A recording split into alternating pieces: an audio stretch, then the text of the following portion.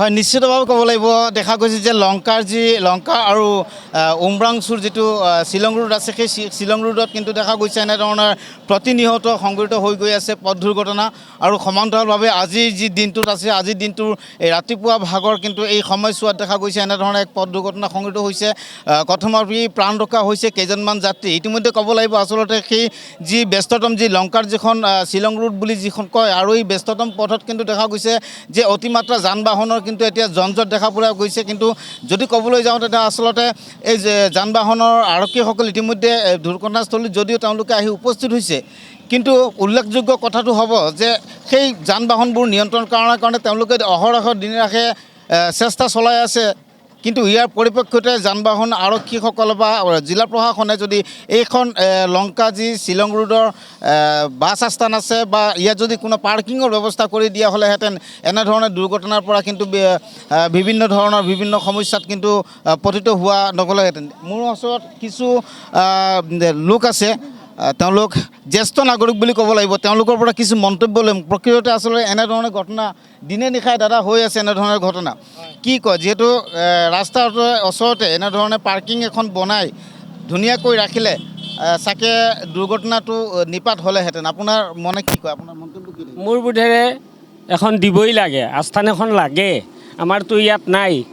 বিশেষকৈ এই যে চাৰিআলি যিটো আছে তাত এক্সিডেণ্ট হোৱাৰ সম্ভাৱনা বেছি আছে বৰ্তমান পুলিচ বাহিনী থকা হেতুকে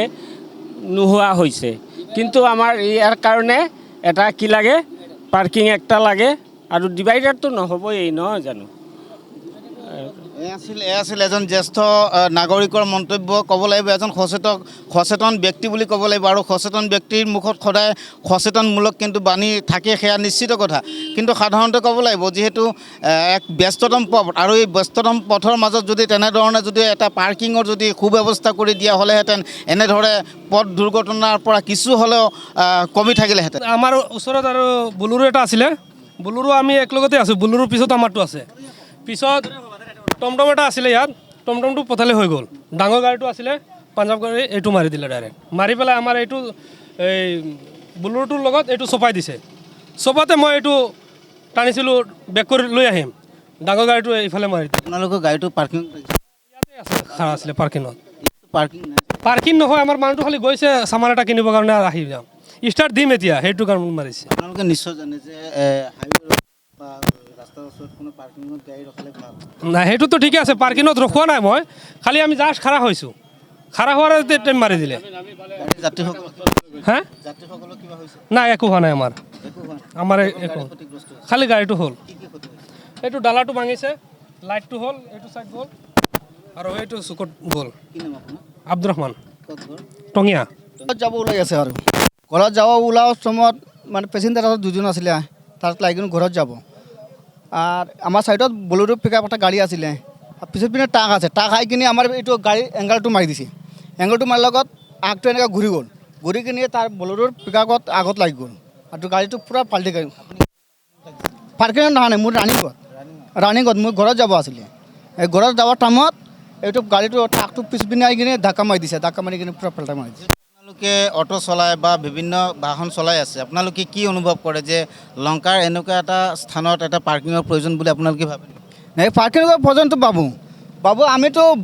খাৰাত নাছিলে আমিতো মানে ৰানিং হৈ আছে আমি ৰানিং হৈ ঘৰত যাব ওলাইছোঁ আৰু পেচেঞ্জাৰ আছে মোৰ গাড়ীত পেচেঞ্জাৰ একজন মানুহৰ অলপ ভৰিত বিকা কিবা হৈছে নেকি ক'ত আছে এইটো ক'ত আছে মই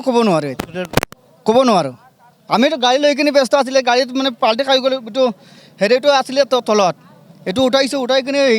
মহিলাটো ইয়াত বহাত আছিলে বহাৰ পৰা এইটো ক'ত গ'ল মই ক'ব নোৱাৰোঁ সুজিত দাস কৃষ্ণনগৰ অঁ লংকা কৃষ্ণনগৰ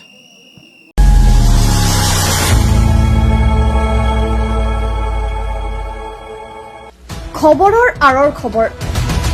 ব্ৰেকিঙৰ হুলস্থুলৰ মাজত ৰৈ যোৱা সমাজৰ নেতিবাচক বহু খবৰ ৰাজনীতিৰ পৰা সমাজনীতিলৈ খেল জগতৰ পৰা কৃষি খণ্ডলৈ ছবি জগতৰ পৰা সাহিত্য চৰ্চালৈ বৰাক ব্ৰহ্মপুত্ৰৰ লগতে উত্তৰ পূবৰ সাতভনী সামৰি অসমৰ সংবাদ জগতত নতুন সংযোজন Assam north east news live 24/7